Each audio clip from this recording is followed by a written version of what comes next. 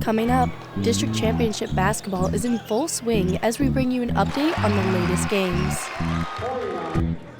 Plus a look into Southwest 2A and 3A Wrestling Regionals. And Penn State baseball's home opener. After the Whistle starts now.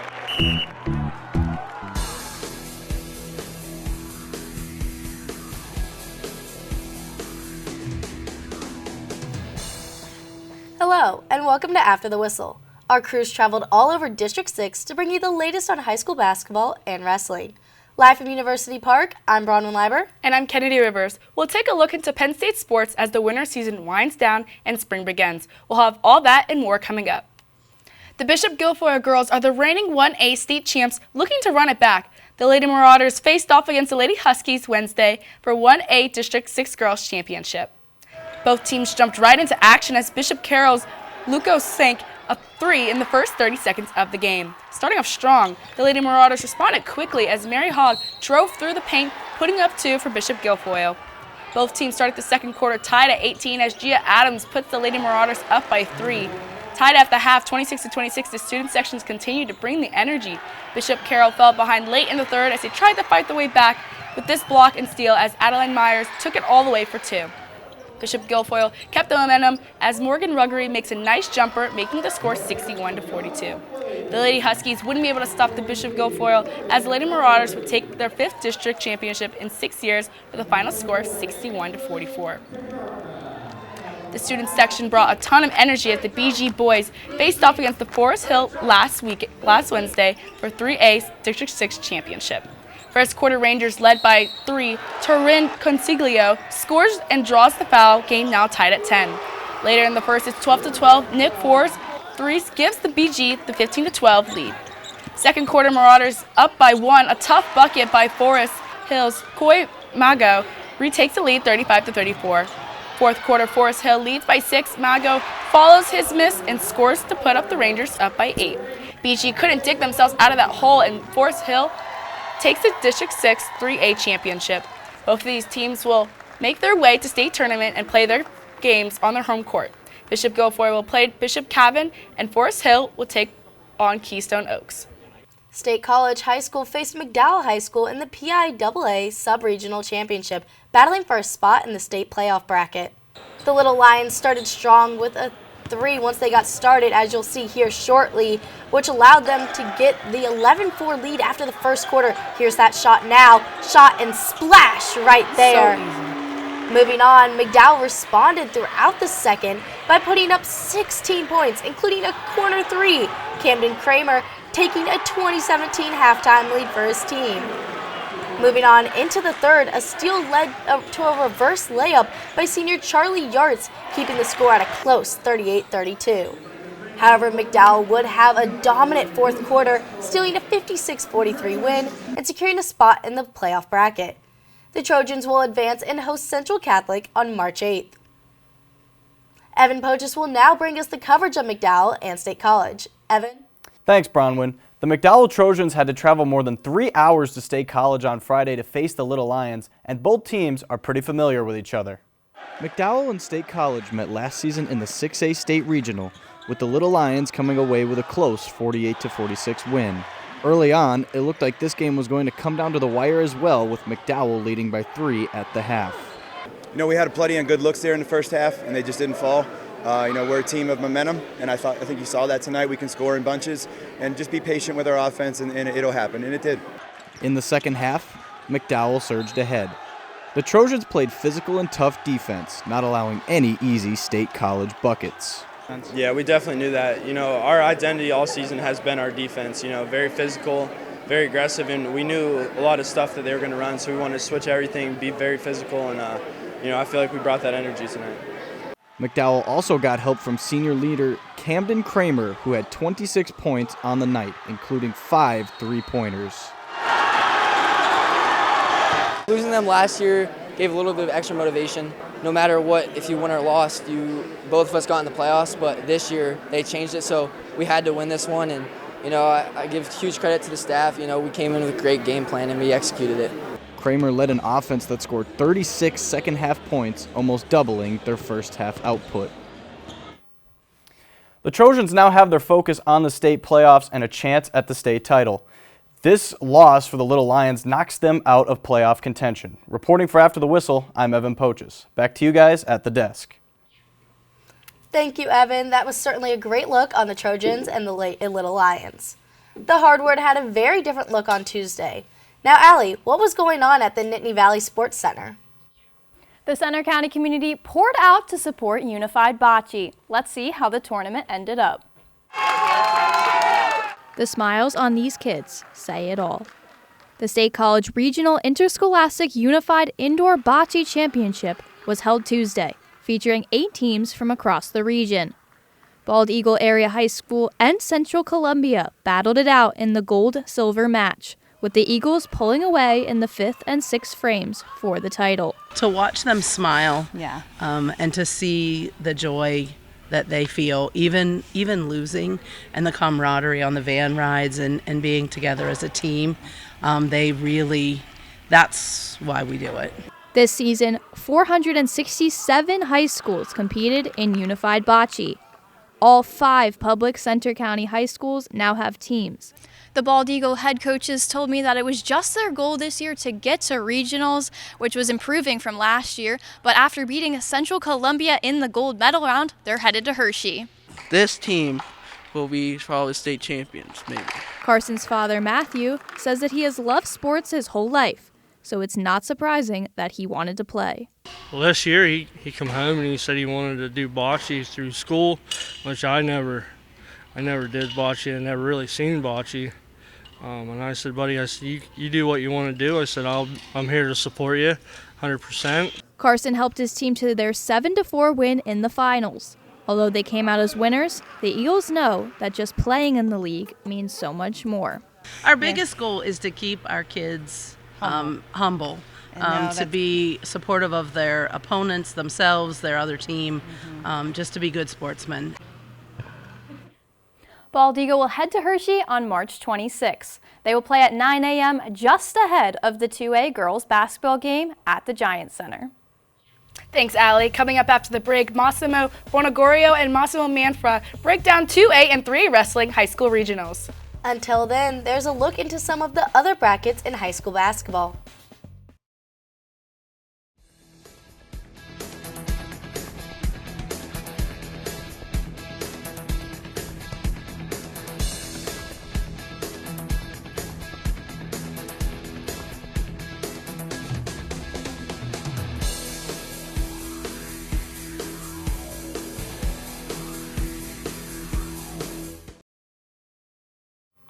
Wrestling regionals were this past weekend with a bunch of exciting matches and prospects to watch. Absolutely, Massimo. It was a fun few days across Pennsylvania. Let's jump into the action.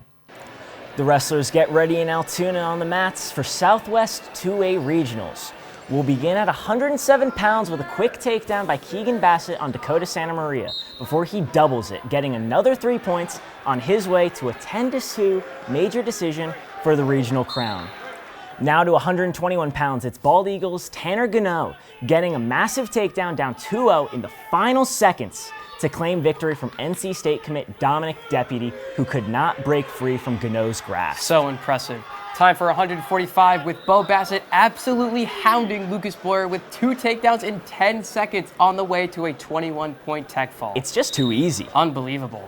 Melvin Miller faced Owen Ivsich at 160 pounds, starting with this 4-point near fall right before Ivsich took him onto his back, finishing the job with a 90-second pin. I mean, just the entire match, Melvin Miller was so impressive. Here's the pin here. So strong, just getting him onto the mat and getting the pin. He's just a sophomore. So impressive.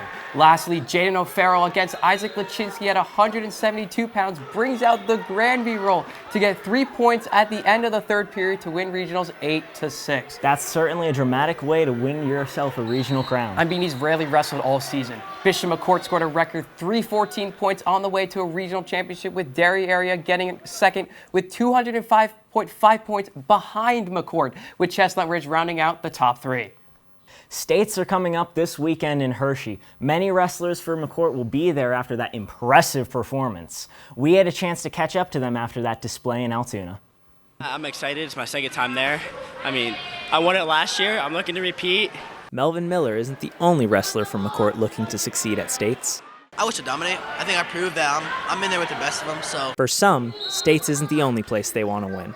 Keegan Bassett has higher aspirations. I think winning States this year, and then I want to be a world champ in the summer. With 7 regional championships, records for regional team points, and 12 state qualifiers, the Crimson Crushers' dominance will likely extend into the summer with Worlds. I think that, not only us, but Faith Christian on the other side of the state, we, right now we're arguably the 2 best teams in the entire country. The Faith Christian Lions have been a familiar opponent for McCourt over the years, challenging them all the way.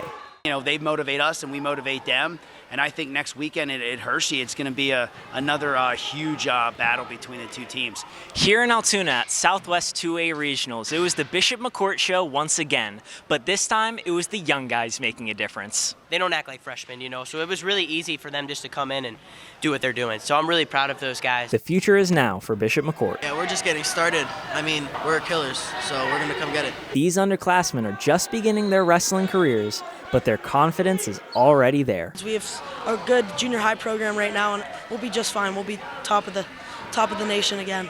Even with them wrestling at such a high level, there's still room for growth. It'll be interesting to see how those talented underclassmen improve, but first, they and the rest of their team will be focused on States in Hershey tomorrow. Yeah, the West 3A Regionals were hosted by Camden McMillan High School this past weekend. And there's Penn State commit Dalton Perry getting ready for his match. We start off, though, at 114, where Hempfield area's Nico Capusta and Du Bois' Mateo Gallegos had an absolute battle that saw Capusta win by decision and win his first ever high school regional and keep his undefeated season alive going into States next weekend. He's got to be elated. And at 127, it was Pitt commit Santino Sloboda getting a 10-0 major decision against Clarion commit Dalton Wenner. 7 of those 10 points were scored on this takedown and near fall. Sloboda will look to win his first state title this weekend. That's one way to win a regional championship in just one It move. is. At 133, it was a rematch of the District 7 championship. Pitt commit Nico Finella won by a 6-4 decision against Wyoming commit Luke Willishell. It was Finella's first ever regional title, and it was Willishell's first time not winning a regional title.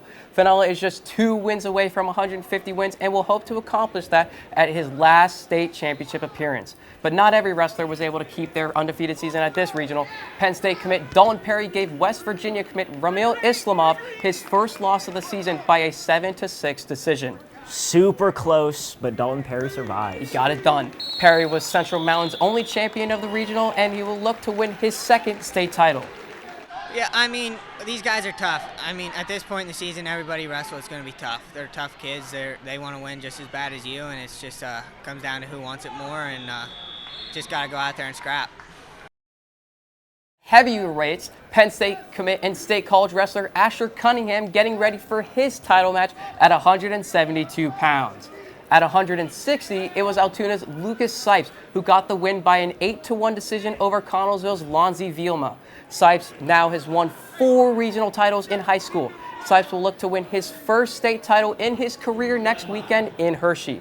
The senior will be furthering his wrestling career at the University of North Carolina. And at 172, we've talked about him so much, it's Asher Cunningham with the most dominant finals performance of the night, as he won by an 18-0 tech fall, not even giving up a single point against Pitt commit Bode Marlowe. Who's an incredible wrestler, but Asher Cunningham just shows his class. So dominant all season long. Cunningham was State College's only champion at the regional and will look to win his second state title of his career. I felt really good. I thought I moved good. I thought I wrestled good, and overall, I just got to replicate it at States next week. Just same stuff I've been doing, just getting good work in, just keep pushing the pace, just try to score more points every match. That's what I'm focused on. With regionals down, states are next on the dock. Can't wait. A ton of great bouts across the board, but for now, back to you guys. Thank you, Massimos.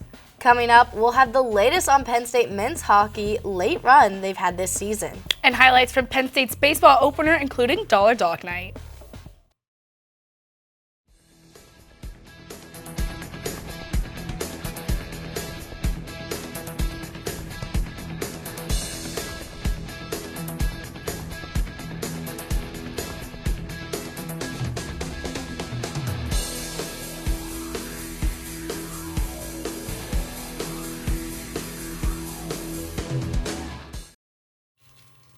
Penn State men's hockey started the 0-8 in conference play and at the bottom of the Big Ten.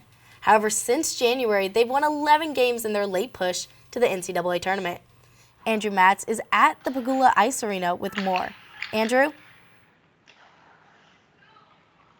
Thanks, Bronwyn. I am here at Pagula Ice Arena, where number 15 Penn State had a lot on their plate this weekend, with number 2 Minnesota coming to town, the Wear White game, and Senior Day. But the most important was the playoff seeding that was at stake.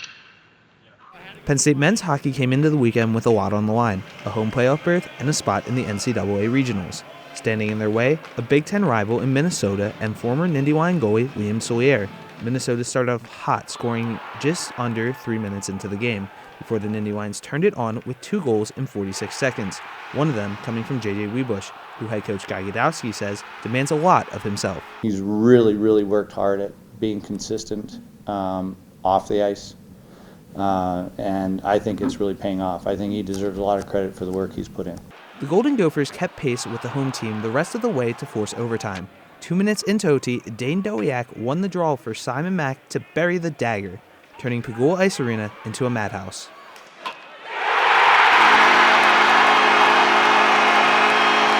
With the win, the Nindywines moved to 12th in the pairwise rankings. On a big night, it was capped off with Gadowski getting his 400th career win.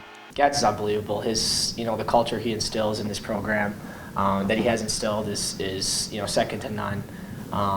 He teaches his players how to be a pro, and obviously I can't say enough great things about him, so super happy for Gat. It's a great milestone for Gadowski, who has been with the team since 2011. The Nindywines would lose on Saturday night, dropping them to 14th in the pairwise rankings. Penn State looks ahead to the Big Ten tournament against Michigan on the road in the first round. The series has a lot riding on it for the Nindywines, who have struggled against the Wolverines this year with a 1-3 record. The lone win came in Yost Ice Arena, where the two will face off in Ann Arbor this weekend.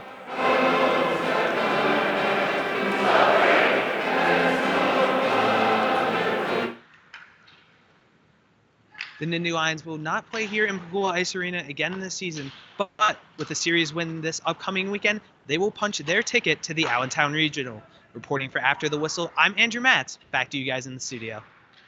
The Penn State Lady Lions honored their seniors last Thursday against Purdue. One of the seniors' honors was Bellwood Antis' very own Allie Campbell, who had quite the fan club cheering her on. Penn State got up to a 10-4 advantage halfway through the first, Campbell grabbing the rebound and finding Gabby Elliott for the bucket.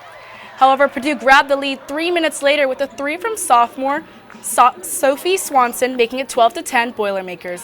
Purdue controlled much of the game, but with 7 minutes left in the third quarter, a connection from Gracie Merkel off the rebound to Allie Campbell cut the lead to 3. Exact chemistry you need in that kind of play. That was the closest Penn State would get to taking the lead back as Purdue spoiled senior night festivities by a score of 92-85. Both teams lost their final games of the season and missed the Big Ten tournament. Penn State baseball also was in action as they started their season on its best start since 1980, entering last night with an 8-1 record. But were they able to keep the momentum in their home opener? Let's take a look. Almost 6,000 hot dogs were eaten throughout the opening Dollar Dog Night at Medlard Field. A big number, but Penn State relied on small ball in this win. After Fairleigh Dickinson taked on an early lead, a sacrifice fly musters the Nittany Lions' first run of the game off the bat of Joe Jakonski. Game tied at 4 entering the 5th inning when Penn State would take their final lead on a passed ball that allowed Cole Mercado to steal one. Penn State leads 5-4, extending that later in the inning. The Knights closed the gap to 1, but Chase Renner closed them out with back-to-back strikeouts to secure the 7-6 victory for the Blue and White. Penn State advances to 9-1 on the season and will return to Medlar Field to take the open conference play against Indiana this weekend. This week had so much exciting action, there's just too much to choose from. Good thing Brian Portney did it for us. He has the top 3 plays of the week. Brian? After an exciting week of Penn State sports and high school championship basketball and wrestling, here are our top 3 plays of the week. At number 3, it's Simon Mack receiving the dump-off pass and firing it in off the post for the game winner in overtime, and he's getting mobbed by his teammates after helping pick up the big win over Minnesota. And at number 2, Jaden O'Farrell for Bishop McCourt loses his leg but uses a Granby roll to flip his position and earn the winning takedown for his first regional championship. Look at it right there once again. And at number 1, it's State College's Ty Salazar throwing it up to Charlie Yarts for the alley-oop dunk. Look at him right there, State College. The huge electric moment. From the rink to the mat to the court, we had some great plays for you this week. Back to you guys. Thanks, Brian. That's all for this week's show. Tune in next week for more coverage on District 6 and Penn State sports.